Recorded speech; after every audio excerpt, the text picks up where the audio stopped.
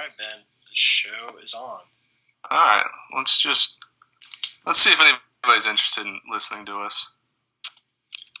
I'm assuming we're live, right? We do not take money for picks. You don't. I might. Question for the fans. How many games am I going to beat Ben by in our tournament pick'em challenge now? No shot, dude. I'm due for a win. I did my research. I'm ready to go. Dude, how many arguments have we gotten into in our lives that started with, I did my research? Too many. Too many. All right, let me see how many people are joining. Oh, we already have 19 people. What's up, guys? 20 people, 22, 23. Uh-oh. A lot of pressure. This is like a presentation in front of the classroom right now. How many hours are we away? About 36 from first pitch? Oh, yeah. Ben, 36, yeah. Let's have a little friendly discussion while people are piling in. What do you think about starting your ace pitcher if you're a one seed on game 1 or game 2? Let's talk about that. It just kind of depends. Like, it's case by case. I mean, if you're Mississippi State, like, go ahead. You have JT Ginn. Like, he's also an ace. He'd be an ace on anybody else's staff. So save Ethan Small for somewhere else. So you're concerned. So you're saying if there's no drop off, save Friday night guy for game 2? Yeah, why not? I mean, these coaches know what they're doing. Like, they've seen it happen way too many times where it's like they've seen 1 seeds go down to 4 seeds. But like you also know who you're playing. If you're playing Florida A&M, there's no reason to start Connor Thomas. I heard an interesting theory by an old coach. I can't remember who he was, but I heard it through another coach. And this famous coach's theory was that game 2 is the most important because if you lose game 1, game 2 is elimination game. But if you win game 2, you're in the magical 2-0 spot. So he thought either way game 2 is the most important, and so that's why he would start his ace on that game. So that's interesting. I see the theory behind starting your ace. I'm not saying I agree with all. No, I know. And then you also you either have your ace going in an elimination game or a go to the championship round game. So I see it, but also it just sucks if you lose your first game. Yeah. There should be no 2 or 3 seeds saving their ace. That's for sure. No, 100%. Yeah, there's. Ooh, I have a theory for you. Let's hear it. 4 seed saves their ace to try to win it. Like, the only way they're winning the whole thing is if they get out of there in 3 games. I was going to tell you that this was a note I had, which is, do you play the best strategy to win 1 game, or do you play your best strategy to win the tournament? Because those could be 2 different things. Like, what's best for us to win the tournament is different than what we have to do to win this game. Like, it might be like more risk. Go for more risk, but more reward. Right. So. All right, whatever. All right, well, we have 38 people, 36, 37 people in there, so let's get started. Okay. Welcome, guys. We are doing something we've never done before, so that was a little bit of a delay.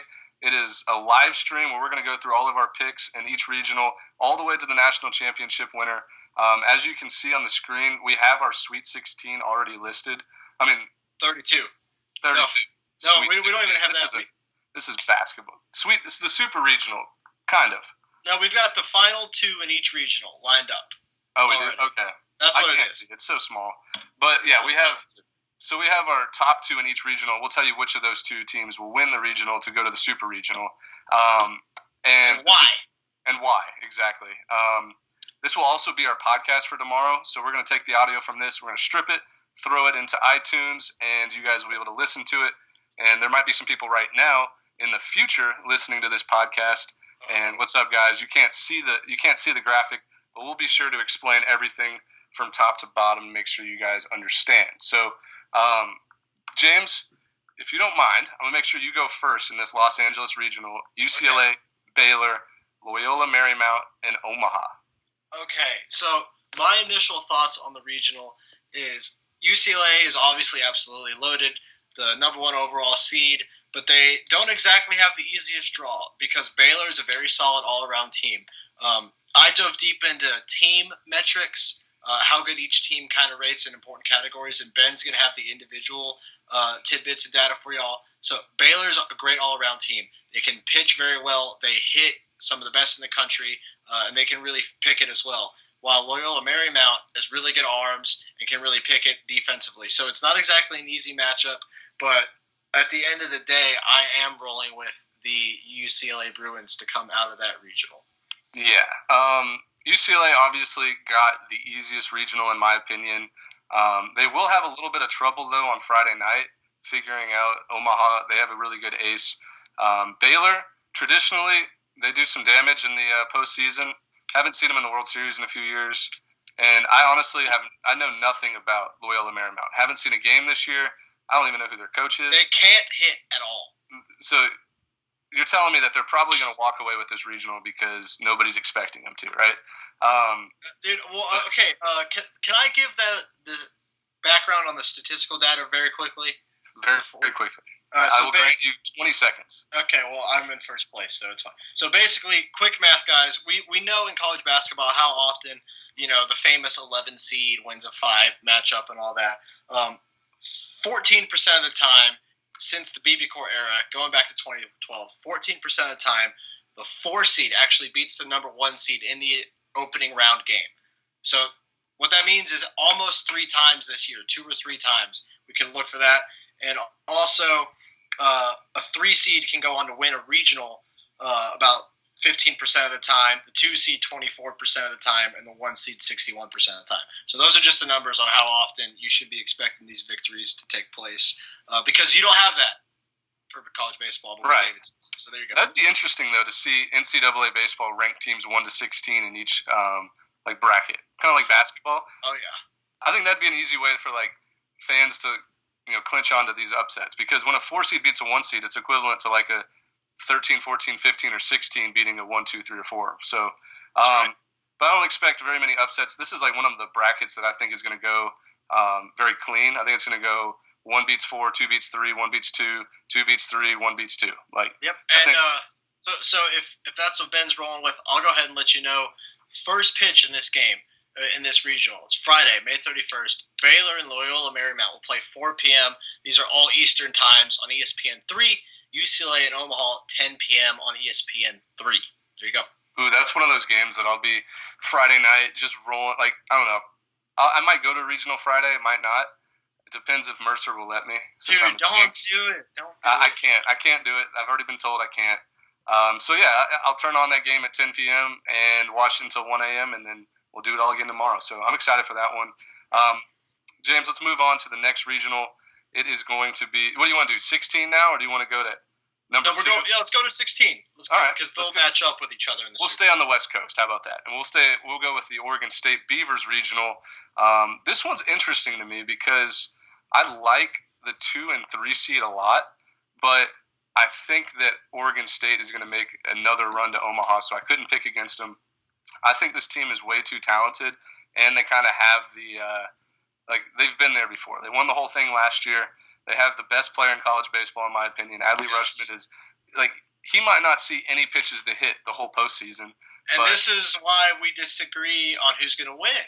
But anyways, yeah, I'll let you continue. It's okay. Oregon State, they play better. I think they play better in crucial situations, like high pressure, high leverage situations. It's a team like Pat Casey always has his team ready. They've won 3 College World Series in the last 14 years, so they know how to get it done. And I think there's some question marks, in my opinion, on teams like Michigan, teams like Cincinnati. Pat Casey had his team ready. I know what you meant.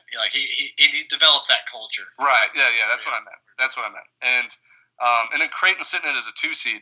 They're coming from the Big East, James. This isn't like Tennessee sitting as a 2 seed. This isn't. I can't even think of any other 2 seeds right now. Let me look. Dallas Baptist, Arizona State, Auburn, those. And we were skeptical of Creighton's, resume all year. Very confusing.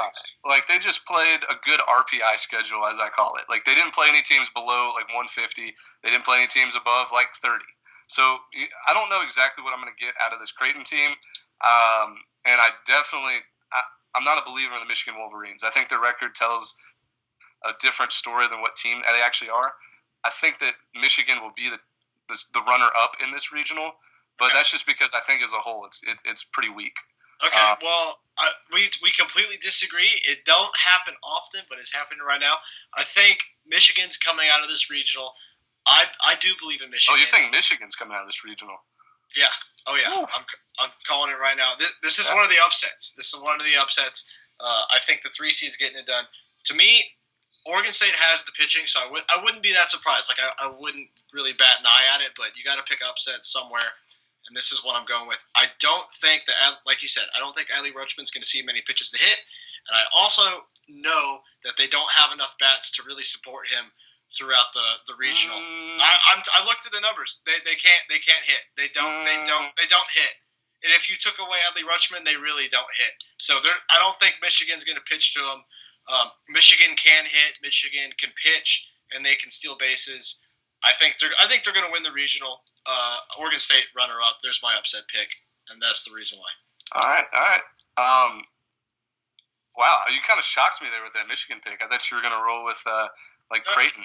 You said not Oregon State, and yeah, not Oregon State. I really don't think that Adley Rutschman is going to see anything to hit, and that I don't think the guys behind him are going to get it done. Fair story. Okay. All right, so let's move on to. Let's see what's next. I can't even Oklahoma State or Texas Tech. Yes, I love this.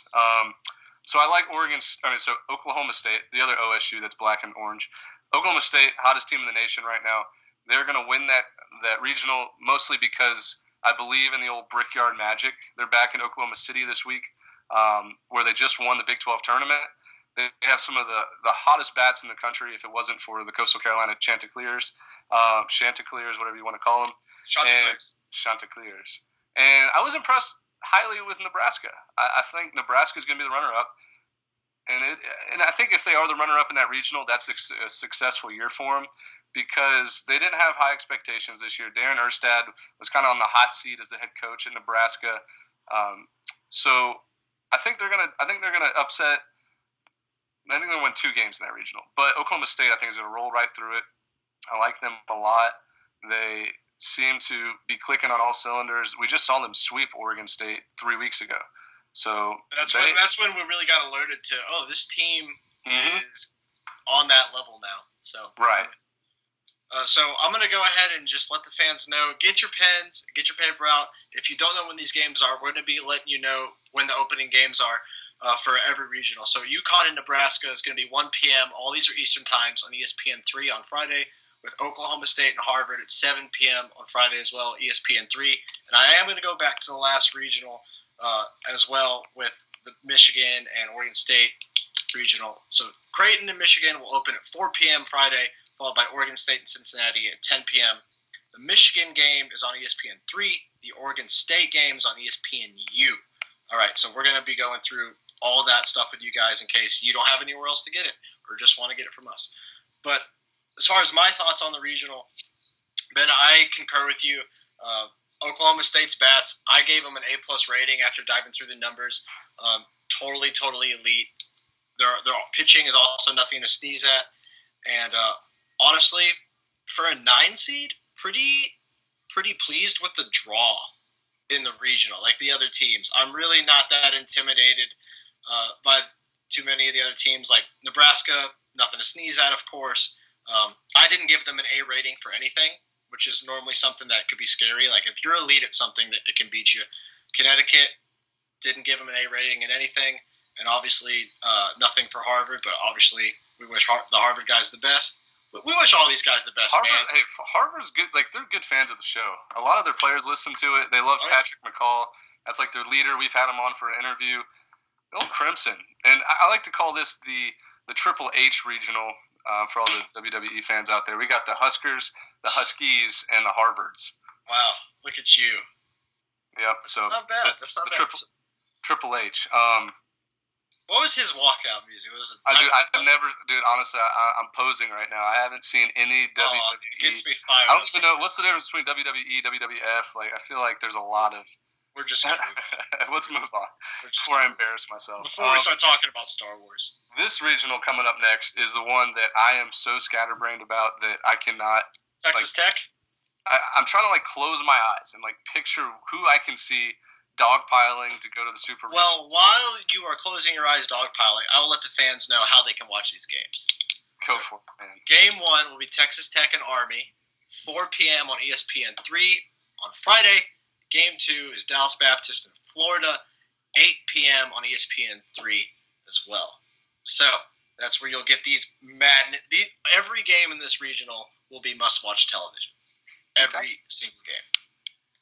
So now that I stalled for you, how do you feel about it? You didn't need to stall. I know you were really high on Dallas Baptist this year, as so was I. But there's just something about the Florida Gators that it's like, don't let them in the tournament. Don't let them. No. Listen to me. And I think that first matchup where Dallas Baptist and Florida play, I think Florida's going to be out to prove that, hey, we're a legitimate SEC team. You guys shouldn't have let us in this tournament because, watch what we're going to do. But I do think the talent from Texas Tech and old Tim Tadlock over there, they just find themselves in super regionals in Omaha way too often. It seems like an every year thing. Like them and TCU, I feel like have alternated every year since 2010. So you're not really wrong, honestly. Yeah. So I'm gonna roll with Texas Tech at home, but Florida's gonna make it really interesting. This is gonna be one of those where maybe Texas Tech has to beat them twice. Florida advances to the championship round and Tech has to come back twice. It's gonna be a little bit of Florida's gonna be ready to show up. I'm gonna leave it at that. And I think Dallas Baptist might have reached its peak with the 2 seed. I don't know if they're quite ready for the task that they have. This isn't they're not facing. It's a fair question. They're not facing a team like Clemson or a team like Liberty. Liberty's also a 3 seed. TCU. This is the Florida Gators. Kevin O'Sullivan's going to have the boys ready. That the talent-wise, Florida gets the best recruits in the nation every year. So these guys don't suck. They just had a bad year. They're in the tournament now. They're young. They're 0-0 right now. Yeah, they've had young guys, and now that they're 60 games in, they're not freshmen anymore. But my take on this regional, Army's going to be a tough out in this regional. They can pitch fairly well considering the strength of schedule. They're also elite on the base paths, and that can cause havoc late in games. So they're going to be a tough out. I've got Tech. Obviously, Texas Tech is one of the best offensive teams in the country. They can pitch it well. They field it well. Florida, their saving grace has been their offense this year. Their pitching has been inconsistent and riddled with injuries from before the season even started, honestly, going back to the fall. Dallas Baptist is my pick to win the regional. I kind of figured that, but, that's cool. They have been developing the players now they've set up this 5-year window where basically yes, we get the C recruits, C plus recruits compared to the Florida schools, but we're able to turn them into B plus players and play against your A players. Okay. Yeah. So and honestly, Dallas Baptist this year, I looked at the numbers objectively. They've got A ratings in hitting, A ratings in pitching, and they can really run, and their fielding is not bad as well to B. Their worst attribute is their fielding with the B, according to the analysis. So combine that. Do you really think that Dallas Baptist has the depth to get by a team like Florida, get by Texas Tech, even Army's decent? There are about 5 or 6 arms in the Dallas Baptist Patriot pen that have gotten reliable innings and pitched well. And if you pair that with somebody, one of the starting pitchers is going to have to go 7 innings, 1, 2, 3 runs. Right? They're not going to win the regional if they have a starter go out there for 3 innings and give up 5. That's not going to happen. Mm-hmm. I really don't think the 10th man on the staff is going to be able to bring them out of the losers bracket, right? Like the SEC teams are able to do. That is really the difference. Right. So I hope that really answers your question there. No, it does. It does. Again, I'm just speculating here, but I think Dallas Baptist had a really good year. They're in a good position, but they just get matched up in the worst position they can find themselves. Texas Tech and Florida, 2 of the most storied programs since the BB Core era started, and you get sandwiched right between them. It's almost like this is the year where you begin to write your story a little bit differently. Right. It's all this is the chance. I agree, it's a tough road, but I'm taking DBAP. So you're gonna roll with Texas Tech. Yeah, Texas Tech. I think they beat Florida, but barely. Okay. So let's move on to this Arkansas regional. We have Arkansas, Cal, TCU, and thanks for playing, but Central Connecticut State. And so Central Connecticut State gets to face Arkansas 2 p.m. Friday on ESPN3, and Cal will face off TCU, the nightcap, 7 p.m. on ESPN3. Good for Central Connecticut, though. Like, this is their College World Series. They beat Bryant, one of our mid-major top 25 teams. That is a good win. And this is Central Connecticut's second conference championship in the last 3 years. So they're doing a good job over there. And this is kind of what their players wanted. Like, they know they're not going to a super regional. They know they're not going to Omaha. Like, they want to go to an awesome place to play a regional and play in front of some good players. Dude, there's going to be 2 first-rounders at least in this regional alone between you got Lodolo, you got Andrew Vaughn, and then you know the talent from Arkansas. Like, yeah, I don't know if any of those guys are projected. Campbell. Yeah, I don't know if any of those guys are projected to go first round this year, but like Casey Martin is going to be one of the most talented players that they're going to see in their lifetime. He's one of the most talented players any of us have seen in our lifetime. Right, and then on top of it, they get to play at the Bomb in front of a Friday night crowd where it's going to be bananas. Like, there is going to be so many people out there tailgating in the outfield. They're going to be doing their chants. They're going to be chugging beer. So what you're saying is you think they're going to win. Like, Central Connecticut is going to get a good taste of the South, and it's going to be amazing. And I just want to, I want to interview the players before the regional and interview them after, and just see how pumped up they were, what an experience it was. Because I don't know if they know what they're about to get into. Well, I definitely don't know what they're getting into. I never played in front of 20,000 people at a regional, 15,000. And so one of the most things, we actually just had somebody comment on it. He stole my shtick. But I was going to say that Jared Horn versus Nick Lodolo, game 1, 2 versus 3 matchup, probably going to be the best we see on day 1 out of any of the matchups. Lodolo, 125 punch-outs already this year. And then Jared Horn, 6-1 with a 1.82 ERA. Like, he's the biggest reason why Cal's in the position they're in. Like, not Andrew Vaughn, who won the Golden Spikes last year and is up for the award again this year. Like, yeah, he did his part, but besides Horn, Cal maybe has 2 or 3 pitchers that they can trust late in games. Not a good recipe for a long postseason push, but I'm excited for it. I think that the winner of the Cal and TCU game is going to do some damage in this tournament. I have a feeling that TCU is going to win game 1 against Cal just because, again, they let them in the tournament. They start with a 0-0 record like everybody else, and they have one of the best arms in the country going for them. Mm-hmm. So between Nick Lodolo and Watson, the shortstop, or the outfielder. He's an outfielder. He's been a 4-year starter, played in every game for TCU for 4 years. Those 2 guys are going to will their team. If TCU's going to get anything done, those 2 guys' names in the box score will be absolutely lit up with numbers. But my take on the tournament, boy, it's a pretty tough draw for Arkansas. I don't know what to expect out of TCU. They did not expect to get in. You could tell by the look on their faces when they won. You're right. They did not expect to get in. TCU can really, really hit.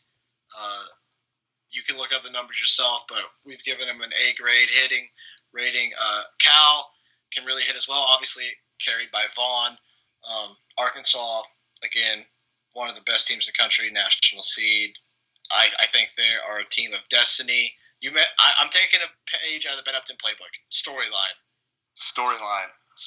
And I think the thing with Arkansas is a lot of those players are back, and they've been waiting for this moment. They were literally 3 feet away from winning a national championship last year. Yeah, I'll never forget it. That was one of the craziest events in sports where they were so close. And I know a lot of Arkansas fans are going to get mad at us for bringing it up again, but you got to. It's one of those things that probably shouldn't have happened, but it did, and they still had to lose that game by giving up a base hit and then a 2-run homer. And then they had a whole other game to play the next day. Yeah, it's total Bill Buckner moment. Rest in peace. He's the scapegoat. Did you know Bill Buckner was a career 300 hitter? Oh, he's a good ball player. Great player, just gets remembered for the wrong thing. So may he rest in peace. Yeah. But my take, go ahead. I was going to say, so I have Arkansas beating TCU. TCU runner-up in this. They're just lucky to be in. they're lucky to be in. They're going to probably try to ride some momentum, like, you know, the whole, like, they don't want us to be here. Like, let's go out there and show it. Like, be motivated. Well, actually, they do want you to be here. The committee put you in. So, I'm going to roll with Arkansas over Cal. Cal, TCU, interchangeable to me. I like Arkansas a lot this year. So, okay. I'm rolling. All right, so we're moving on to another SEC matchup. Yes. We have the Fields at Ole Miss. All right, so this is a. Go ahead. So this is the first week that Ole Miss is not suspended or expelled. They are back in the picture. Ole Miss was suspended from our top 25 this year because they embarrassed me, and I kind of threw a little fit. So they're back in. Ole Miss, the 3-month-long fit. Yeah, so Ole Miss gets in as a host, in my opinion, because the committee turned off the SEC championship game, like when they were up 9-1. So right, you are so right about this. They were trying to find their 16 hosts, and they saw Ole Miss was up 9-1 against Vanderbilt, and they're like, all right, let's put Ole Miss in, like they deserve it, like just beat the number 2 team in the nation, and then Ole Miss just slowly gives away a lead, and they lose 10-9, and 11-10, and they're like, well, we've already sent it, we faxed the paperwork, we can't, it's too late now, and so who's going to question us? We make the rules. Yeah, and. So, yeah, Ole Miss finds himself in a very weird position of hosting a regional when a lot of people felt like they shouldn't. There's no way I thought they were going to be as high as 12 either. 12, I know, and that's why I'm super convinced that the committee messed up. You're so right. But anyways, Ole Miss is going to be playing in front of a sold-out Swayze Field. That's where I played my first collegiate baseball game. Got hit in the butt? Back foot. Oh. Back foot slider. They're going up against teams like Illinois, Clemson, and one of my sleeper 4 seeds, Jacksonville State. So Jacksonville State play in the OVC in my old conference and my old conference, and they actually have just enough hope with Garrett Farmer on the mound game 1. He's their ace. He was 5-1 this year, 2.24 ERA, 104 punch-outs, and only 12 walks. So the guy throws strikes. Seems like he has good swing and miss stuff. Ole Miss has got to be careful because there's been weekends where Ole Miss just forgets to hit and play baseball, and if Jacksonville State jumps out to an early lead, Ole Miss players have shown that like they press a little bit, like they get. I actually agree with you. Yeah. Go ahead. I was gonna say like I think Ole Miss gets the position where, especially at home, they press because they got a bunch of fans who like aren't afraid to boo them. They're not afraid to, get upset and frustrated, and yeah. So I think Jacksonville State has a legit shot to win against this 1 seed. And then I really like this Clemson team. I didn't like them until I started doing research for this magazine we put together. Yeah. But Clemson, 11 straight appearances in the regional, so like they've been there. They have the experience. They have a guy by the name Matt Clark who's 9-2 this year with a 2.84 ERA. He doesn't strike out a lot of hitters. But like it's weak. Good. I know, but it's weak contact, which means that if he gets a bunch of ground balls and blue pop-ups, like he could go deep into the game. And Illinois is kind of like a free swinging team. Like they got a lot of hitters that trust their bat, and they haven't faced. They have faced ACC arms this year. No, I agree with you. I know what you mean. This is different. But like in this kind of atmosphere, Illinois, led by one of my really good buddies, Andrew Massey. His little brother, Michael Massey, is a star player for him. They have Zach Taylor, who also swings the stick and steals a lot of bases. He's so good. But, yeah, so it's going to come down to, at least in game 1 between the 2 and 3 seed, Illinois and Clemson, in my opinion, it's going to come down to the bullpen. Because both of these teams are free swinging. Grayson Bird for Clemson just has grown manpower. His dad was an old major league pitcher, I think, for the Braves. And I don't know, like, this Clemson team, Logan Davidson kind of leads the squad as far as, like, the team leader. He plays shortstop for him. I think it's going to come down to the bullpen, and Carson Spears has 11 saves in 29 appearances. So he's Clemson's closer. I think that they're okay giving him the ball in the 7th, 8th, and 9th. Oh, yeah, have to. And I think that's going to be the difference between Clemson winning game 1 and losing game 1. And I actually have Clemson coming out of this regional because I think this one's going to be a little backwards regional where the 3 beats the 2 and the 4 beats the 1 game 1. And then Clemson gets matched up with Jacksonville State, who they really fall off between their number 1 and number 2 pitchers. Okay. So that's just a little bold prediction for me. Man, we are really getting into this. I'm really happy about it. God, there's a couple things I want to talk about. One, you talk about the back end bullpen guys, and I agree with the take, but I've got a hot take, which is it's the year 2019. It is not acceptable for your college baseball pitchers to not be able to go multiple innings out of the bullpen. Like they haven't been specializing in throwing 20 pitches for 7 years in pro ball like they used to be in the major leagues. Like that's a conversation we used to hear 10 years ago on TV in the major leagues. Like it's not an excuse anymore. Like train your 19-year-old to throw 45 pitches. Well, and the thing with the major leagues is they're playing every single day. Like Clemson hasn't played in 5-6 days already. Like they're gonna have like a week off. Like their arms should be rested. They can go 3 times. Like their best pitchers should go 2-3 times this regional. Amen. But gosh, I forgot to mention to the fans when these games are. Illinois will open against Clemson, 4 p.m. ESPNU Friday. Ole Miss and Jacksonville State will play the night game in front of the Swayze Field crowd, 8 p.m. on ESPN3. I've got a take between the Arkansas and the Ole Miss regional, which is an eventual super regional matchup. I could see 6 of these teams heading to the College World Series. I really could. For sure. So I'm assuming it's the top 3 in each regional, right? Yes, yeah. That's exactly what my assumption is. But I'm actually rolling with Illinois to come out of the regional. Illinois. Okay, that's not bad. I like that pick. They can really pitch and they can really play defense. And I really like some of their bats. That whole lame timely hitting thing, I think, just works out just enough in their favor. Yeah, and then not to mention a little bit about Ole Miss. They do have the star power between like Cole Zabowski and Thomas Dillard.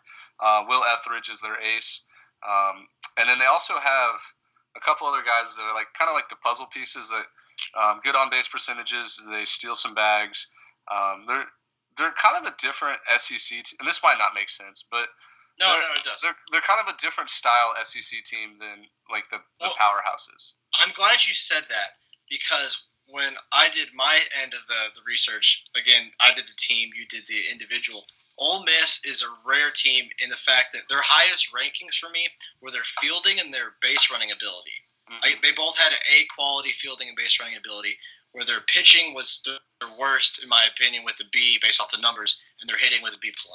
So that really backs up what you saw on the individual side with what I saw on the team side, which makes me feel good about what we think. Right, like that. I think they hit their best power hitter leadoff. Thomas Dillard. He's a big on base guy, literally. Well, yeah, I think they went with the approach of, hey, he's probably not going to see a lot of pitches to hit in the middle of the order, so let's just hit him leadoff, have a guy on base for the rest of the guys. Yeah, plug the bases for the rest of our guys, make us turn the lineup over the 3rd time by the 5th inning, and have fun. Yeah, pretty much. So yeah, I have Clemson winning that regional. I think it's kind of just because I think Jacksonville State beats Ole Miss game 1, which is a total. It's going to happen twice, at least. Yeah, that was one of them, and we'll get to my other one here in a second. But I do have 2 4 seeds beating 1 seeds in the first round. Okay. And so Clemson, I think, and then Ole Miss is the runner-up. All right, I'm rolling with Illinois. All right, good deal. Moving on to the Baton Rouge regional. We have LSU, Arizona State, Southern Miss, and Stony Brook. And Arizona State and Southern Miss will play at 1 p.m. on ESPN3, while LSU and Stony Brook will play the nightcap 7 p.m. on ESPNU. And I love games at Alex Box Stadium. Nothing makes me especially night games. Oh, that's 100%. And so we have a little bit of a storyline here. Stony Brook has beaten LSU before on their miracle run to Omaha back in 2012. So there is a little bit, I wouldn't even say bad taste in LSU's mouth because like none of those players are still there. But the fans still remember, and the Stony Brook fans still remember. So it's about as like washed up of a memory that you can have. But it is pretty cool little storyline that they have won there before. I think it makes the kids feel a little bit more comfortable, honestly. As lame as it is. But it shouldn't, though. And I was about to get to this. It shouldn't because those kids were in like 7th grade when this happened. Yeah, but when you're a small time player who you never, got phone calls from the coaches at LSU, like it might help you a little bit to feel like the guys that have been in that locker room before you, they were able to do something. Because the guys that have been in the locker room before you, they're kind of like you, right? Like they're kind of, so it makes them feel a little bit more comfortable. I'm not saying it's going to help, but it is going to make them feel more comfortable. Yeah. So LSU comes into this regional kind of like they impressed the committee a lot during the SEC tournament. Like they went out there. You want to hear my bold take on the SEC tournament? Go for it. My bold take on the SEC tournament is somebody has to win all the games. Like somebody's going to win. Like so, someone's going to end up impressing the tournament, and it happened to be LSU. Like they got. Yeah. No, I see what you're saying. I see what you're saying. I was more referring to like they beat Mississippi State in like that 17-inning thriller. They competed with everybody else that they played with. No, they lost that. They beat them in the follow-up game. Oh, you're right. Sorry. No, you're I'm an idiot. idiot. No, you're not. No, you're not. We watched so much of that SEC tournament that it was just all blending together. No, you're right. That was the last game they played, so you just remember that. So. Right. And then they won on that miracle with the Auburn game.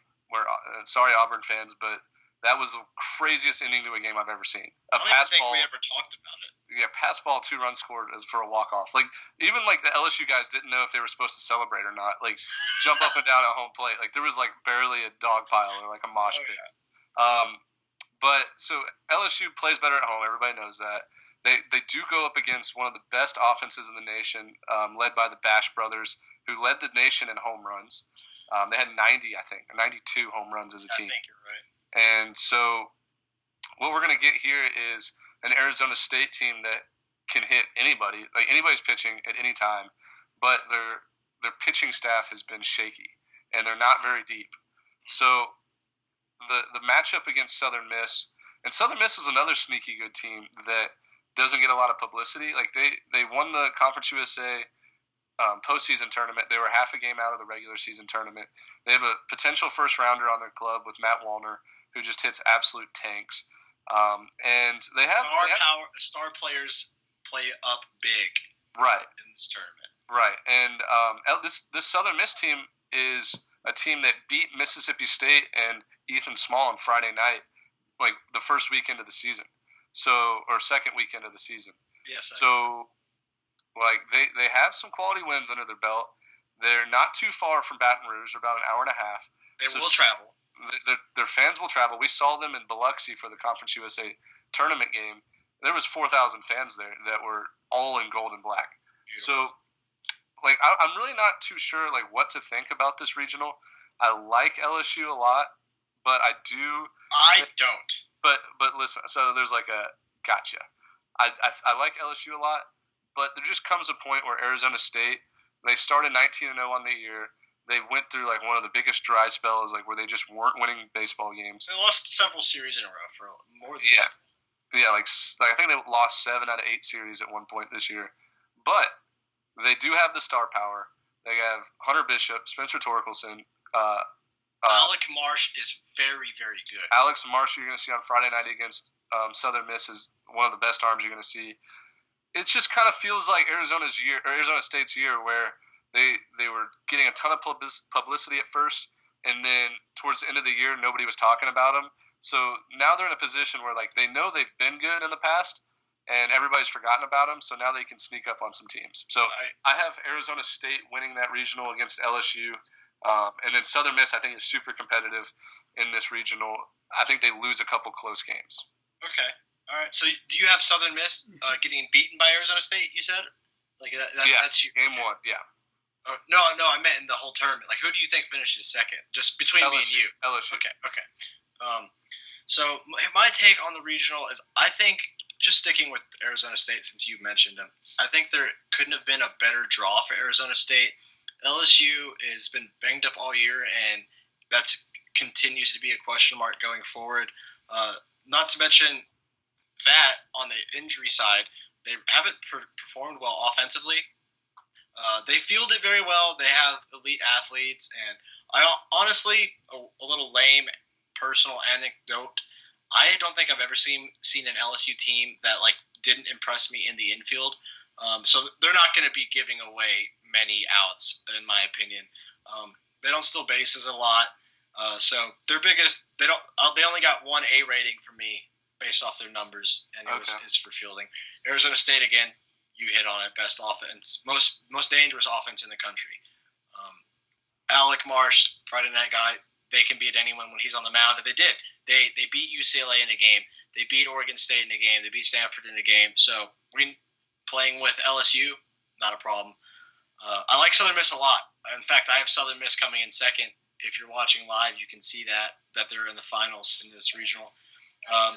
Stony Brook won't be easy. Won't be an easy out as well. But I'm going to pick Arizona State over Southern Miss in this regional. Okay. So that means Southern Miss or Arizona State's going to have to beat LSU in the losers bracket, which is pretty cool. That would be a pretty cool sight to see. And then, so we're already at like 40 minutes, James. So we got to kind of pick this up a little bit. I don't know. I really disagree. I think this is like kind of why we did 47 podcasts before. Okay, that's fine. I mean, no, that's fine. No, I'm 100% for longer. I just didn't. Know there was some people. We got like two more regionals, 2 or 3 more. No, we don't. We've got like 5. No. We have like 11. More regionals? Oh yeah. So we got the next one, which is Florida State and Georgia. Then we got Georgia. Yeah, I see Georgia it. Tech. I'm looking at. I was only looking at. So that's what I'm saying. We got to kind of pick it up a little bit, but we'll still give out some good information. So for the next regional, we have Georgia. We have Florida Atlantic, Florida State, and Mercer. And I did a lot of research on this one because I'm a Mercer alum. I'm a diehard Mercer fan. I don't think that they're going to do anything great in this tournament because of they got such a bad draw. Georgia, elite program. Florida Atlantic has won 40 games this year. Florida State, they have something to play for with Mike Martin. And they've shown at times that they can beat anybody in the nation by a lot of runs, but they've also shown that they can lose by a lot of runs to mediocre teams. I've said it for the last 2 weeks. They're a roller coaster. They're up and down, and so Mercer comes in as in my opinion, probably the third best fourth seed out of all of them. And I think their team is a little bit too young. They start 4 freshmen, 2 sophomores, 2 juniors, and a senior. I think they're going to surprise some people and be like, oh, man, they're actually a really good team. I don't know if they're going to win. I definitely know they're probably not going to win the regional. But I do like Florida State to win this regional over Georgia for a couple of reasons. One, Mike Martin's last season. They're going to have a little extra in the tank. They get elite recruits every year. They have Drew Mendoza, who's one of the most talented guys, Cole Parrish, Drew Parrish, I forgot his first name. Drew Parrish, who is a good lefty for him. And I just think they're going to play with a little bit more emotion. They snuck in the tournament as a 3 seed. Georgia looks kind of there was a video of Georgia at the selection show getting their matchups, and they just kind of looked put out. It was what do you want them to do? Cheer when they announce the opponents of the teams? I mean, I know what you mean, though. They did look a little. They just kind of looked like, man, we got FAU, Florida State, and Mercer. As they should. Those are tough teams. Yeah, but they were expecting Florida A&M in their regional. So, so I have Florida State beating Georgia. Georgia's my runner-up. Florida State's my winner. I don't know. I like the teams with storylines. I like the teams that have a little bit more in the tank because of emotion. And Mike Martin is going to leave his legacy this year. That's all I'm saying. All right, fair enough. Well, we were going to find out noon Eastern Time, Friday, on ESPN3. That's when Florida State will play Florida Atlantic. And the Georgia Mercer game, you get the night game, Ben, 7 p.m. on SEC Network. You can catch that one. This is one of the regionals I feel most confident in. My pick is the Georgia Bulldogs to come out of this regional. Really? You're confident in that? Yeah. We've talked about it earlier in the year that if you slap the Georgia Bulldog players and their resume on a different uniform, a Miami, a Florida State, a Texas uniform, then we're just oozing it on all over this team. But Scott Strickland doesn't have the reputation yet, and Georgia baseball doesn't have the reputation recently. But I'm sold on the pitching. I've given the pitching an A+ rating. Their fielding is also an A+ rating. You hear all year pitching and defense. Well, we're gonna find out if it's accurate. I think the bats are competitive enough. The numbers give them a B grade, not even B-, a nice B. So I like them in the regional. Florida Atlantic is no joke. They can really hit. They play defense well. An interesting fact with Florida Atlantic is 1 through 9 in their order, I think all has double-digit doubles. They have every guy has between 10 and 14 doubles, and like they don't have the home run power, but they just put hard line drives on every pitch. That's scary. And that's scary because that's what clogs the bases up. And then boom, you get a 3-run double, and it's like, like that was quick. And everybody knows home runs are rally killers. And I know that saying might be a little over exaggerated, but they are. Like if you keep having runners on base, like good things are going to happen. I think there's something to that. I feel like when coaches see runners constantly on base, they get nervous. But that can make them make stupid decisions. So, but Florida Atlantic can really hit, and they didn't do it in the Big South, guys. They did it in a very good conference. Conference USA. Yep. Florida State, their only rating above C+ is their hitting. It's an A. But I'm picking Georgia to win the regional, and I feel pretty confident in it. Like one of the most confident. That's almost my lock. So, moving on. Okay, moving on. Next one we have the Georgia Tech Regional, which is in Atlanta, which I might make a trip to. Not too far from Atlanta, and I think I'm expelled from Athens because I'm a Mercer jinx. So we have a good one. We have Georgia Tech, Auburn, Coastal Carolina, and then we have Florida A&M in there. Good season for Florida A&M, but I think they're actually below 500 by like 3 or 4 games. So not a great team there. Good matchup for Georgia Tech. They're saving Connor Thomas for game 2. And they better because both Auburn and Coastal Carolina can really play. Like they can play with anybody. Mm-hmm. We were disappointed this season in Coastal Carolina, right? Like they started the year really good. A couple injuries came in the way, and then they just started playing like a mediocre team. Like if they didn't win the College World Series in 2016, you would have never even recognized Coastal Carolina. And Gary Gilmore said as much. He was like, "We questioned ourselves. I'll be honest with you." So right. They went the storm. And so we're in a position now where they're the hottest team in college baseball at the plate. They put up 18 home runs in their conference tournament. Like they scored a season high 26 in one game. And then you have Auburn on the other hand, who has probably one of the best 1-2 punches in the country between Tanner Burns and Jack Owens. I knew I was going to forget that name. Don't worry about it. But so Coastal has a tough matchup with Tanner Burns game 1. But I have them winning that game just because I watched a lot of the Sun Belt tournament and Coastal Carolina. I don't know if I saw them swing and miss in 5 games. Which is huge. Yeah, they just hit absolute barrels. They have some of the best athletes in the nation. They have Zach Bierman, who's just ungodly right now, where he's had 5 homers in his last 6 games or something. And so I like Coastal Carolina to win game 1. And then Coastal Carolina gets to face Connor Thomas game 2. I'm assuming because Georgia Tech's most likely going to beat Florida A&M. And I think that's a big test for them. But in order to win these regionals as a lower seed, a 3 or a 4 seed, the only way you're going to win is if you can hit good pitching, right? And Coastal Carolina can do that.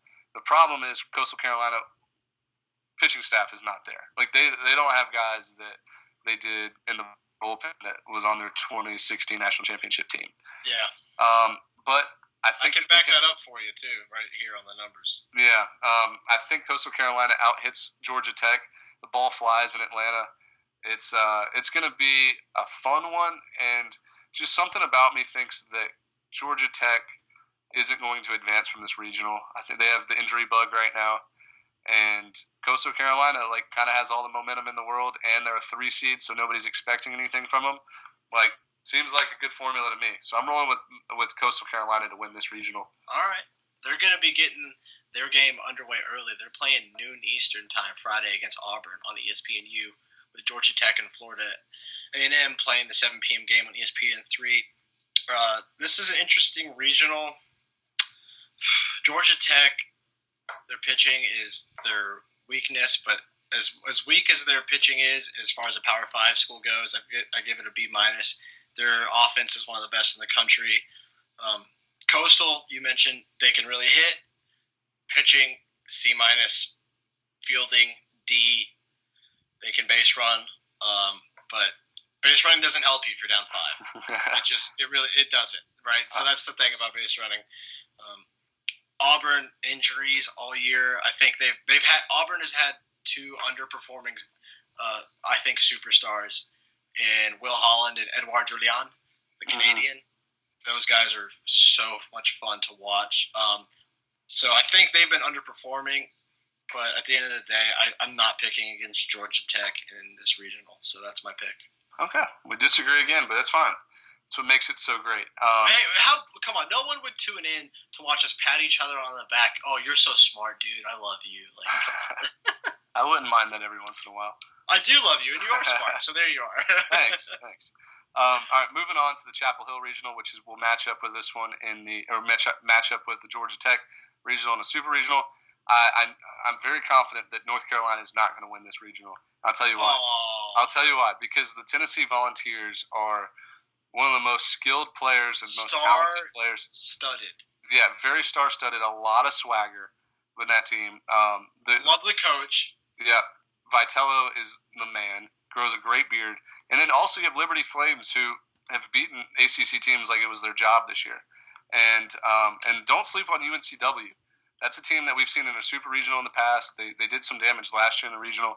So UNCW is going to give UNC some trouble, I believe, game one. And then Tennessee and Liberty, that's a matchup that is very intriguing to me because Tennessee has some flamethrowers, but Liberty doesn't swing and miss very often. So we'll see that matchup there.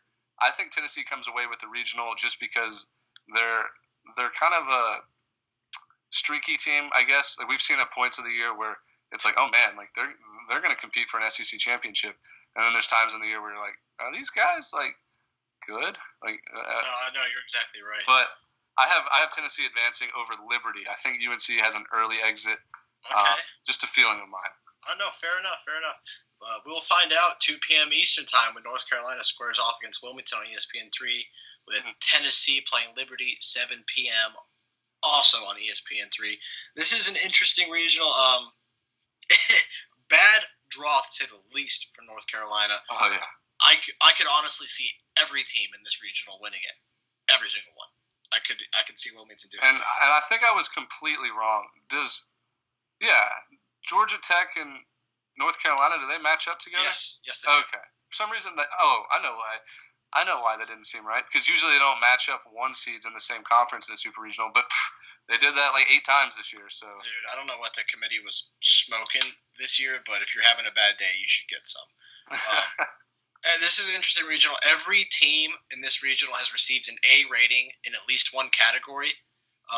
Liberty, A rating in pitching, A- rating in fielding.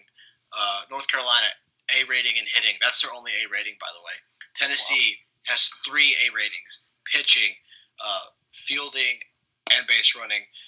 Wilmington is an A rating in base running. I think I can't pick against North Carolina. I think there's something about the team from a position player standpoint. That's your pick to win it all. Like when we first started before the season, you said North Carolina was going to win the national championship. So obviously it was before we knew anything, but I wouldn't. It was before we watched them play. Yeah. Okay. No, I'm not going against you. I'm making us seem. I'm telling the truth. So it's before we watched them play. I wouldn't be surprised if Tennessee won the regional. I wouldn't be surprised if Liberty won the regional. Wouldn't be surprised if Wilmington won it. I went and looked back at how often it's happened. It's happened twice in the last 6 seasons that a 4 seed has won a regional. So it has happened before. But I am going to pick North Carolina to match up against Georgia Tech, and that's super, my friend. Nice. All right, so moving on to the Stanford Regional. This one right here. This one I love because all 4 of those teams from California, they have good talent over there, good players. Not a lot of people have seen them play, including myself. Like, I've seen Stanford play maybe 2 games this whole year. Good luck trying to find them. It's not our fault. Yeah, you just can't find these games on TV. And so Stanford, I've seen them play twice this year. I think they were both against Texas in their 4-game series early on in the year. They impressed me, but I see some flaws in their game. Like they also played a bad strength of schedule too. Yeah, they did, and this might cut deep, but whenever I watched Stanford play, and I don't know if it's like quiet confidence, but like they didn't seem to be very like high energy. Like they weren't like the team that intimidates others in a regional. I'll say. No, fair enough. Hey, you've been in the dugout. You would know. That's true. And then they have such a bad draw. Like I know they weren't a high seed for the 1 seeds, but come on, like you're getting UC Santa Barbara, who possibly could have hosted. You get Fresno State as your 3 seed, who I think should have been a 2 seed. They have won like 21 of their last 24 games or something like that. Fresno State's the real deal, and then you have Sac State, who just won 6 straight or 5 straight. They beat everyone games. in their tournament. Yeah, just won 5 straight elimination games in their tournament. So I have Fresno State shocking the world and winning this regional because I think all 4 teams are very close as far as talent-wise.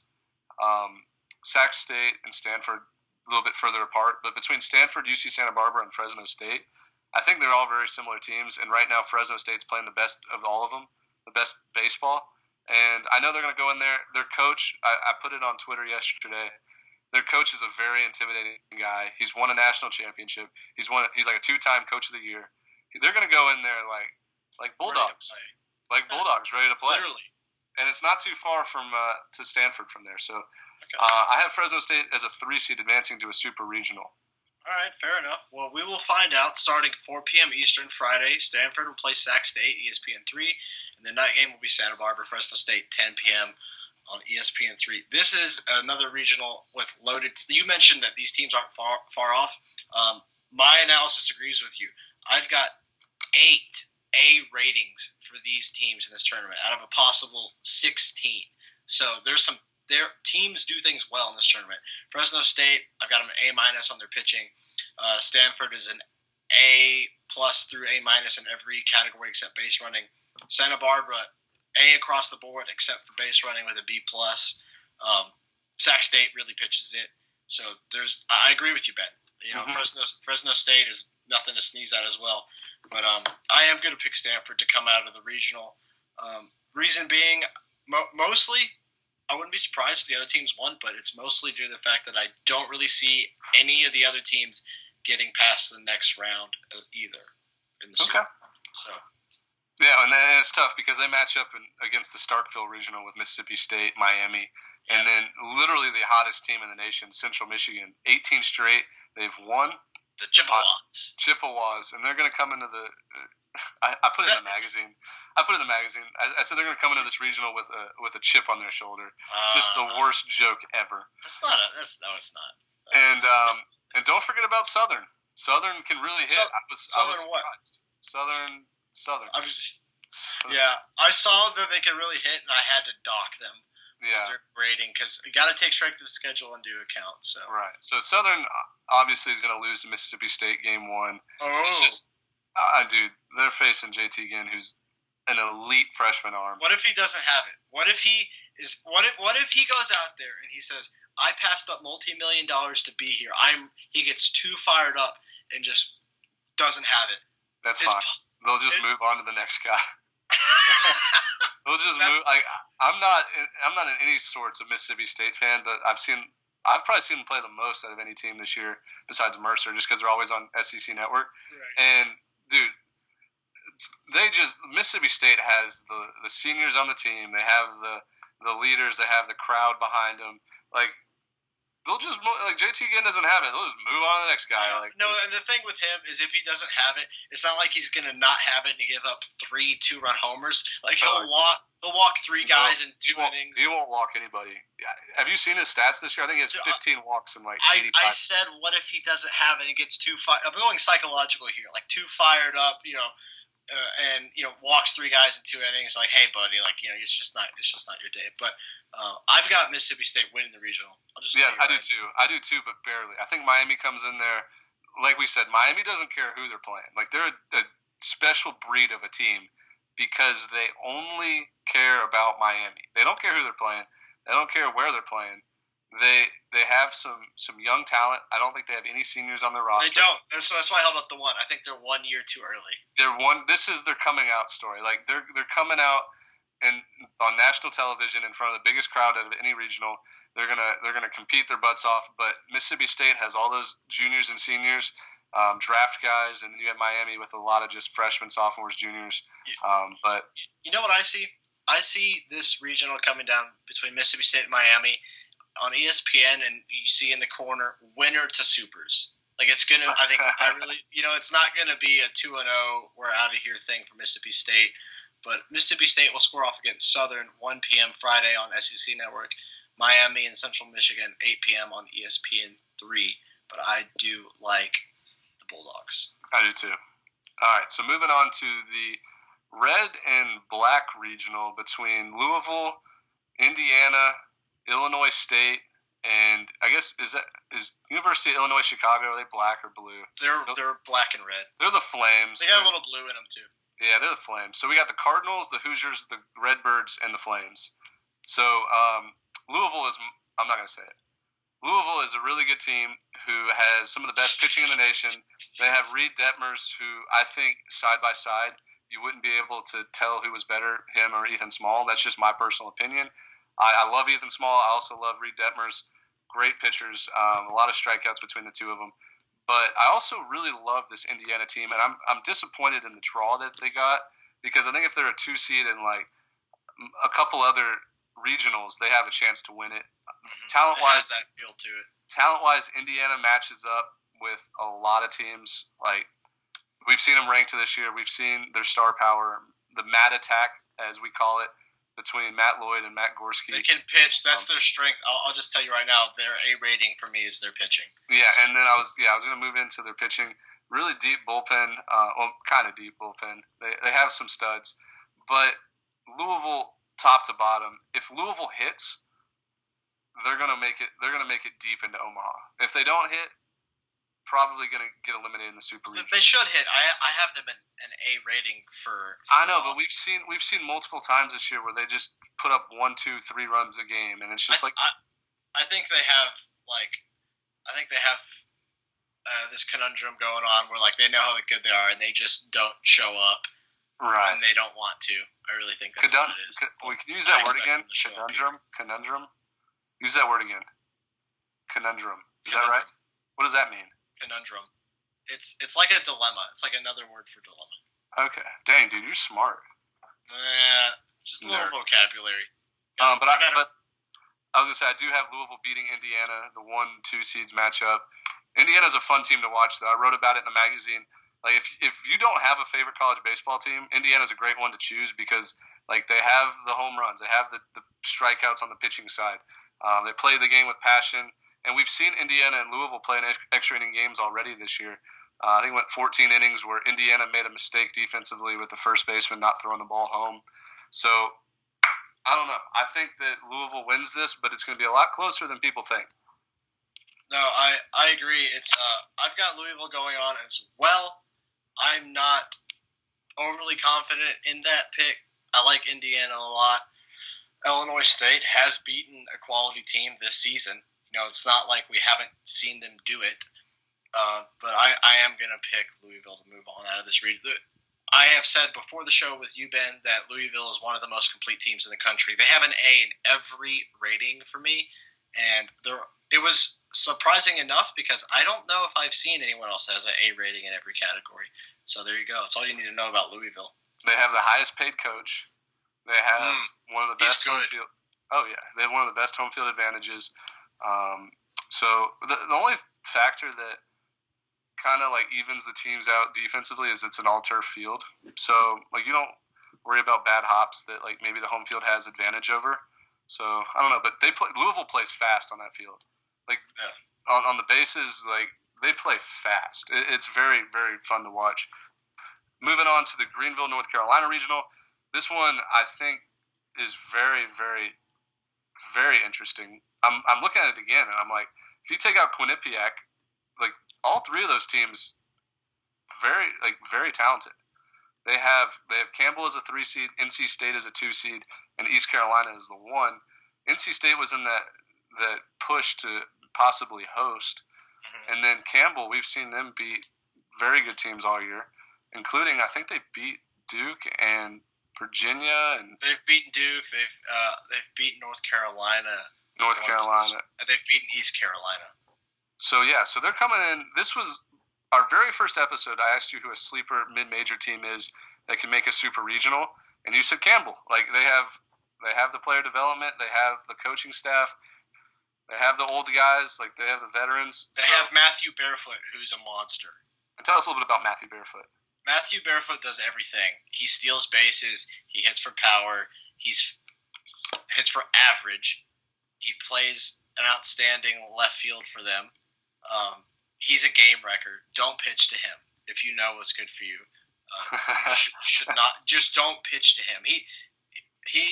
The reason Campbell was in this tournament instead of Winthrop is because Winthrop pitched to Matthew Barefoot and he had a go-ahead homer in the 7th inning of the championship game with a base open. Don't pitch to Matthew. Don't pitch to him. Don't pitch to him. But I like ECU a lot this year. Between like their starting staff, who we've interviewed, Jake Kuchmaner, who's probably going to throw game 2. Huge. They have Jake Agnes, who's going to be a top. I saw him pitch for Team USA this summer. Really good left-handed arm. And then they have Alec Burleson, who's the best two-way player in the country. Like he hits towards the top. I mean, like in the top of their order. I don't remember if it's 1, 2, or 3. I think it's 2. And then they also use him as a starter, and they're not afraid to go to him in relief. So ECU, we gave the Coach of the Year to Godwin, head coach at ECU. I like them to advance, but NC State's an interesting team to me. They've shown signs this year, kind of like Arizona State, where they've been elite. They've shown signs where it's like, oh, like you guys lost a series to who? Yeah. And so that's why they've come in as a 2 seed. They're going to have a great showing, though. Their fans travel well. NC State would not surprise me one bit if they like just run away with this regional.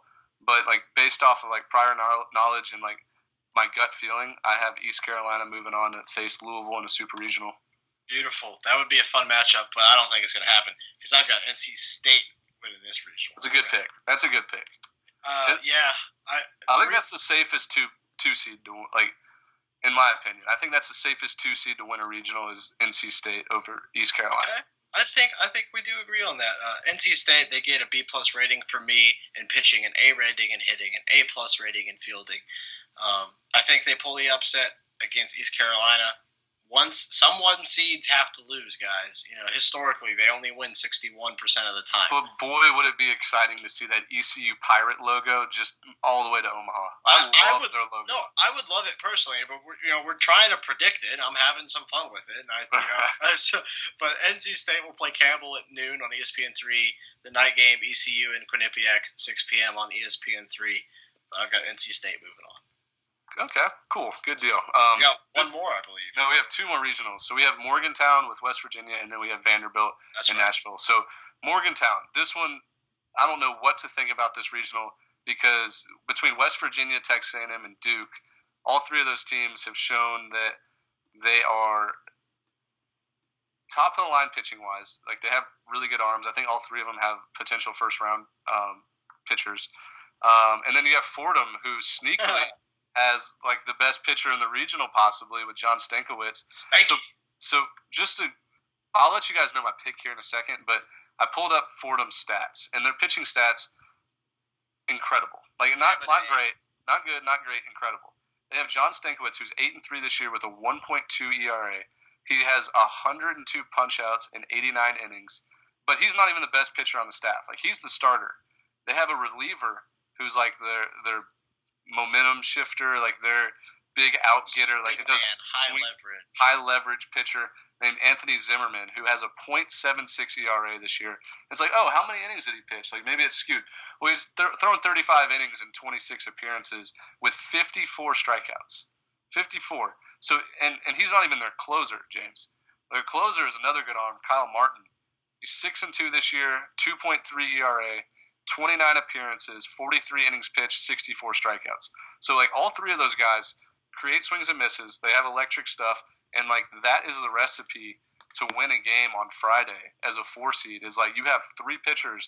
You just go balls to the wall and say, like, you have it until, like, he's going to pitch until he doesn't have it, and you move on to the next guy. And the rumor has it that our boy Alek Manoah is being saved until Saturday. So, or, like, the game 2. Not a great call, in my opinion. Like this Fordham team can't hit, but they steal a ton of bases. So if let's say I forgot West Virginia's number 2 pitcher, but if he doesn't have it, like starts walking some people, they have Jake McKenzie, who has 43 stolen bases this year. They also have Alan Melendez, who has 35. So as a team, they have 177 stolen bases and 225 attempts. Like West Virginia better watch out, James, because they're throwing their number 2 arm against Fordham, who's probably not going to give up a lot of runs. And, like, if Fordham gets on base, there's going to be some trouble. That's my other pick for the 4 beating a 1 seed is Fordham. But I do like have, that a lot. so I have Fordham beating them head to head game 1. But then I have West Virginia coming all the way back in the losers bracket because they'll have Manoa going game 2 against probably either Duke or A&M, whoever doesn't win. And then I think that Duke and A&M, their pitching depth. Well, I take that back. Actually, I really like Texas A&M pitching depth. But end of the story is I have West Virginia coming all the way back in the losers bracket to win the regional, but I have Texas A&M coming in second. So okay, I kind of got sidetracked there. I was getting too excited about Fordham. Just send Fordham to the College World Series. Hey, we already talked about how the top 10 in the history of college baseball in winning percentage, so you wouldn't be wrong if they continued to win. But Duke and A&M will play 4 p.m. Eastern on ESPN2, followed by West Virginia and Fordham 8 p.m. Eastern on ESPN3. And the 4 seed is Fordham. I hope you like how I did that because they can really pitch. They get an A rating. Ben mentioned their base stealing. They can also play defense reasonably well. West Virginia doesn't hit, so it's going to be a tight game. How do you not throw Manoa game 1? I hope that was just a rumor I read. I don't know, man. I'm not sure what I would do in this situation. It's a tough matchup. This regional is one of my least favorites to pick. In fact, tell them why. Tell them what you told me before the show.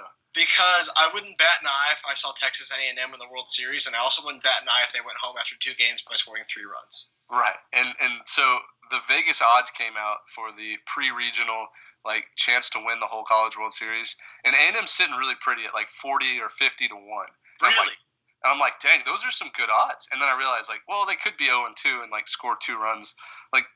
Pitching wise, coaching staff wise, defense, base running, all great for A&M. Hitting, it's what happened?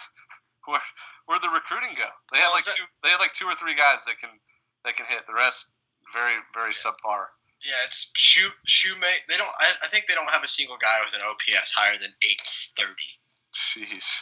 I mean, anyways, in fact, this regional is so tight that I have to refer to my notes on who I picked earlier, just because I wavered. Your mind keeps changing. Mine just did that too. Well, I ultimately decided I'm going to pick West Virginia to win this regional. I think it's going to be tight. Honestly, I wouldn't be surprised if anything happened in this regional. Highlight the team strengths for you. I've got Duke at B ratings in pitching, hitting, B- in base running. Fordham, again, A pitching, A+ base running. A&M, A+ pitching. That's really what carries them. Their base running is not great. Hitting, not great. Defense, B-. But West Virginia, moving on. I like it. So then the last regional we have is the Nashville regional, where this one has some good names in it. You got Vanderbilt, who's hosting it, obviously. In my opinion, probably the most talented team from top to bottom in the country. They're an all-star team. They're an all-star team, and they're going to show people why they are. I have them winning this regional over the 2-seed Indiana State, but don't overlook McNeese State. Don't overlook Ohio State, because honestly, Ohio State coming in as a 4-seed, I think they've won 12 of their last 14 games. They just won the Big Ten championship to get into this position. They're a team that I didn't even think about until I think it was Sunday. Sunday of this week, I was like, oh, shoot, they're in the championship game? Oh, yeah. I kind of thought Minnesota was going to be there. And so I started doing some research and looking in, and their numbers of the last 14 games are really good. They're solid. They're not making errors. They're throwing strikes. They have bullpen guys stepping up for them. And then McNeese State, this is their first appearance in 16 years in the tournament, and they have some swagger about them. They showed up on the flight today, all dressed the same, blue shirt, blue jeans, cowboy hats. They're doing stuff as a team. They celebrated harder than anybody else in the dog pile out of all 31 that we saw. They were number one in my opinion.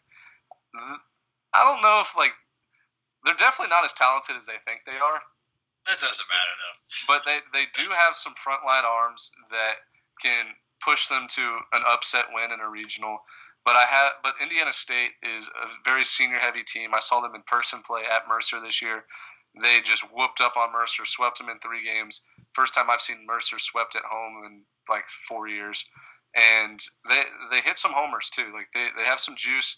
They finished in 3rd place in the Missouri Valley, which is a really good conference.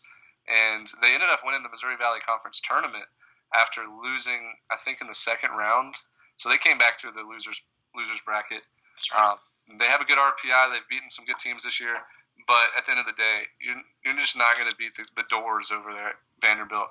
And as much as I don't want to hear the Vandy Whistle guy on national television, I've got a different take on him, by the way. We'll talk about it another time.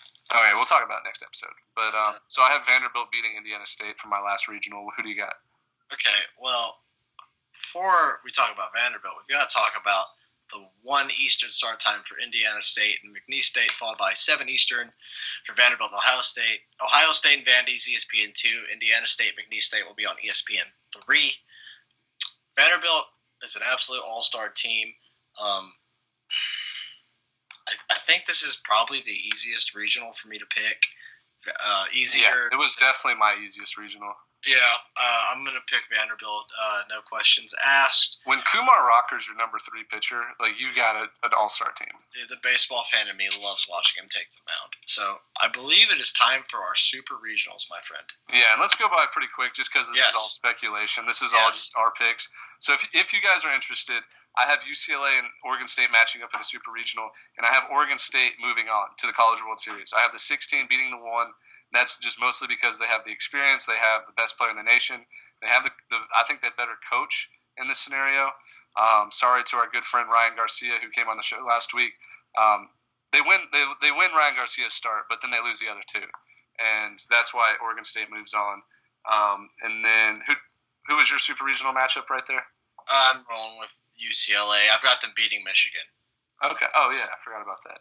No problem at all, man. Yeah. Keep rolling. So I have Oklahoma State and Texas Tech matching up in the super regional, which, please God, let's have that happen. I want to see those offenses going against each other. Many people don't know, but I think Texas Tech actually finished with the best offense in the Big 12 for the season. I know Oklahoma State's hot right now, but Tech is really scary. I have Tech moving on because why not? Like, they're in Omaha, feels like every other year. And Tim Tadlock is one of my favorite coaches in the nation. He just gets stuff done, doesn't care about the outside noise. He sits there in Lubbock, Texas. Literally doesn't care about the outside noise. Yeah, literally doesn't care. That's an inside joke for people that maybe listen to our other podcasts. Can you hear me?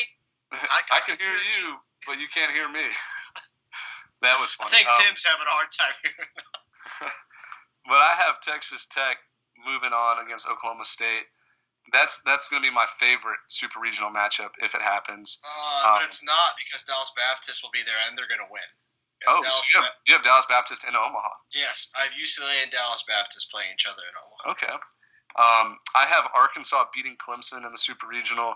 That one, I put Clemson over Ole Miss in this scenario. So Arkansas moves on, and then I'm going to do my last Super Regional on this side of the bracket. I have Florida State moving on to Omaha, beating Arkansas just on the pure fact that I think Florida State's going to have a little bit of magic this year. And I haven't been a believer in Florida State at all this whole year. I've been talking trash about them, but there's just something when an 85-year-old man just tells you to, like, get it done. Like, his last time. Like, they don't want to see his last game. You know, unless they win it all. They don't want to see his last game. Last game. Right. So I have Did I say Arkansas? I meant Arizona State. I apologize. Florida State is going to beat Arizona State. I was looking at Arkansas on my notes. It's getting to about that time. It's 1 a.m. my time. Arkansas beats Clemson. Florida State beats Arizona State. Well, you know your problem is you're going 2 supers at a time. I shouldn't have bit off more than I could chew. No, you can chew a lot though. We've chowed down some Cece's pizza together. Yeah. I'm going to go Arkansas over Illinois. Arkansas gets back to Omaha. I'm going to go Georgia over Arizona State. Georgia's for real and announces themselves to the country. So on this side of the bracket, I have Oregon State, Texas Tech, Arkansas, and Florida State. And then I have, on the other side of the bracket, this one's a shocker right here. I have West Virginia beating Vanderbilt in a super regional because I think that West Virginia gets scared early in their regional. They lose game 1 to Fordham, and then they just go on a roll. Like, boys. Let's get this clicking. They have one of the best arms in the nation. They have Alek Manoah, who came on our show. I like him a lot. They're going to win that start, and then it's going to come down to game 3. And Kumar Rocker, game 3, freshman. We love the talent, but I don't know. I think there's just something special about this West Virginia team. We'll see. That's just my wild take of the day. It's not a wild take because I have the same result. I've got West Virginia moving on. In part, it's kind of just a mass destruction super regional scenario. Like I could see A&M beating Vandy. There's a lot of things I could see happening. I don't like any of these teams beyond that. But I am going to take West Virginia over Vanderbilt to win this one. Okay. Wow, we agreed on that. That was something I thought I was going to go out on a limb with. Yeah. I'm not confident in any of that. Oh, I'm not either. I'm actually not confident in any of these. No, that little part of the bracket, I'm just putting a big fat on. One of these emojis? Yeah. Weird stuff happens. Sorry. Yep. So the next super regional, I have Louisville beating East Carolina. Louisville, I have them as one of the best teams in the nation, like I mentioned. So that one was a pretty easy one for me. Yeah. What do you got in that one? I'm taking Louisville as well. They're a complete team. They're the real deal, man. Louisville's going to the College World Series. Next super regional. This one's a very interesting, very wild scenario. I have Mississippi State beating Fresno State, but Fresno State, a little Cinderella story this year. It's not 2008 Cinderella where they win the whole thing, but before the year, if you would have said that Fresno State would be in a super regional, I think their players would be pretty happy with that. Yeah. Especially going to Mississippi State, the shrine of college baseball. That is true. I have Mississippi State beating Stanford and advancing to the College World Series again. All right, the last super regional matchup, Tennessee and Coastal Carolina for me. I like this Tennessee team a lot. I think that they have, they have 3 guys that throw almost 100. I love Tennessee. And I think that goes a long ways because a lot of these teams haven't seen. I would say 90% of these teams haven't seen that. So if there's a team I want to see in the College World Series, despite what it does to my bracket, it's Tennessee. Yeah. What's his name? Alaric Solari? Al Solari, former San Jack Gator, a program that Ben and I played against in junior college. He's actually from our neck of the woods in Houston. Yeah, he's got one of the fastest swings I've ever seen. He's Mookie Betts Jr. His numbers showed in the SEC as well. You don't want to pitch to him. I think Tennessee's about to get hot. That's a very, very bold take from me. Not bold. Awesome. Who do you have winning the Super Regional? I have a Georgia Tech versus North Carolina matchup, and I have the Tar Heels going to the College World Series. Mike Fox gets it done. Mike Fox. Gotta love it. All right, so now we're going to skip on. I know there's a double elimination tournament. No, yeah, we're just going to go straight World Series matchup. That's what I'm doing. Yeah, so I was going to do the top 2 teams in each side of the bracket and then who wins that. So I have Arkansas beating Oregon State in the regional final, or the semifinals of the College World Series. So Arkansas moves on to the championship game against Louisville. I think Louisville takes down Mississippi State. I like Louisville a little bit more. It kind of risky on my part because I think if Mississippi State makes it this far, it's going to be hard to stop them. Jake Mangum, Elijah McNamee, Tanner Allen, Ethan Small, JT Gann, Plumlee. You got a bunch of just big name guys from Mississippi State, but I think Louisville kind of surprises people, and I actually have Louisville winning it all. I think Louisville carries that momentum, beats Arkansas. They were my pick before the season. I'm trying to find ways to like them enough to continue to pick them now. But James has said it multiple times. They're one of the most balanced teams. They have one of the best coaches in the nation. They have been here before.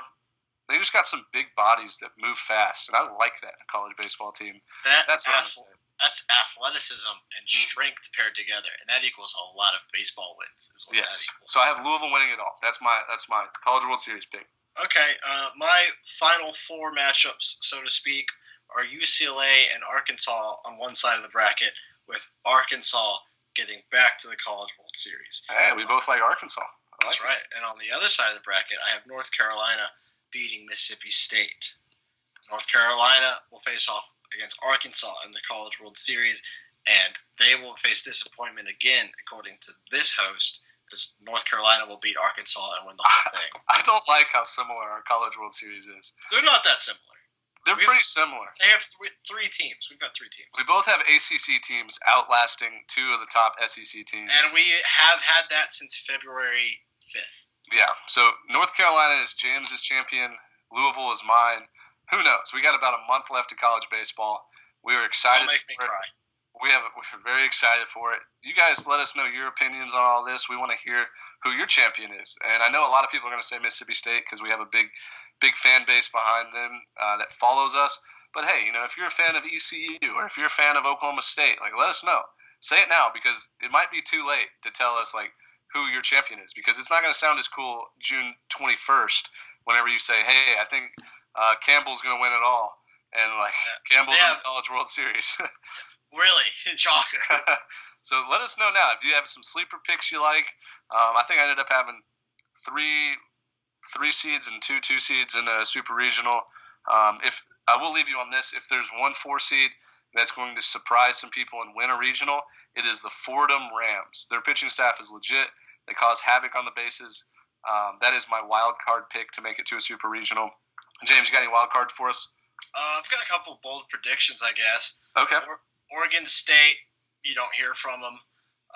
That's bold prediction. There's one other bold prediction I had. That's my biggest bold prediction, honestly. Okay. That's it. I think it's going to be great, man. I am ready to go. I know the fans are too.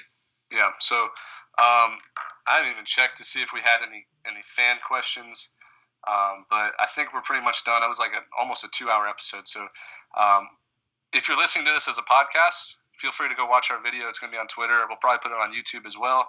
We want to thank the people that are still in the chat that are watching it.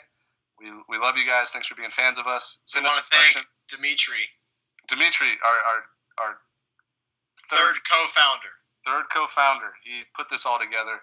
I don't know how he does this, but he's good with it. He's good with technology.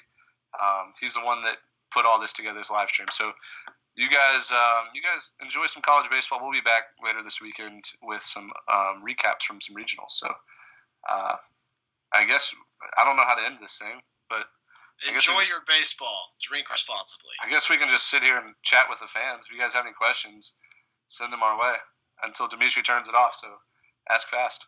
Yeah, I guess. What's up, guys? I haven't even checked the live stream, so I guess we've officially cut the podcast.